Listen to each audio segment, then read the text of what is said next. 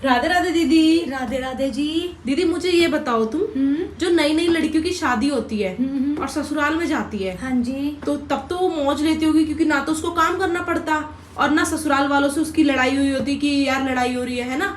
पता है ये बात तो तू सही कह रही, काम तो नहीं करना पड़ता, लेकिन पता है ससुराल वालों के लिए वो 4-5 दिन भी बहुत भारी पड़ जाते हैं। एक बेहाली को लेकर के उसके हाथ में देख मेहंदी लगी रहती है, शुरू के 4-5 दिन तो भाई कोई भी काम नहीं करता, तो मतलब उसको ऐसा ट्रीट करेंगे, एक बार खाना दे दिया तो दूसरी बार पूछेंगे तक नहीं कि बेटा और रोटी भी चाहिए, या चल कुछ अच्छा बना के खिला दिया। भाई वो तो ससुराल वालों के लिए 4-5 दिन में भारी पड़ जाती है। और वो जो पूरी जिंदगी ससुराल वालों को बना बना के खिलाते हैं उनकी मनपसंद का खाना, वो कुछ नहीं होता है। एक बार पानी दे दिया, शाम तक पानी के लिए एक बार पूछने भी नहीं आएगा, कोई बंदा भी नहीं फटकेगा उसके पास कि भैया उसको प्यास भी लग रही होगी, या शाम के टाइम वो चाय पीती है नहीं पीती ये पूछ लो, कॉफी पीती है क्या पीती है, अपनी मर्जी से उनके घर में चाय बनती है, चाय बना के कटोरा भर के दे दी, पिए चाहे ना पिए, शादी के लड्डू और मट्ठी रख दी, तो ये चीजें तो बेकार होती है।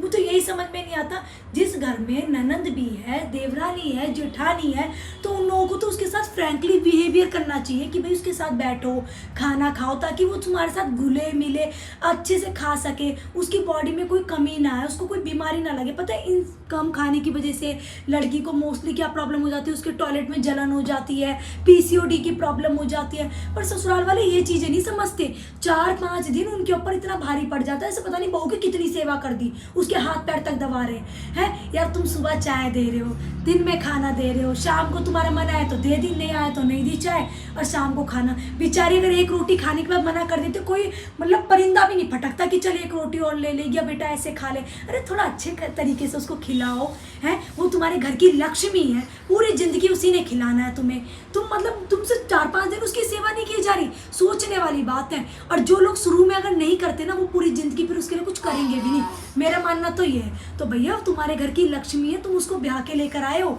उसकी मन की बात को समझो, उसको अपनी बेटी की तरह ट्रीट करो। क्या तुम्हारी एक बेटी एक रोटी खाएगी, तुम उसी में संतुष्ट हो जाओगे, दूसरी रोटी के लिए नहीं पूछोगे? पर बहू के साथ ऐसा बिहेव होता ही नहीं, क्योंकि वो दूसरे घर की है, ये फर्क होता है।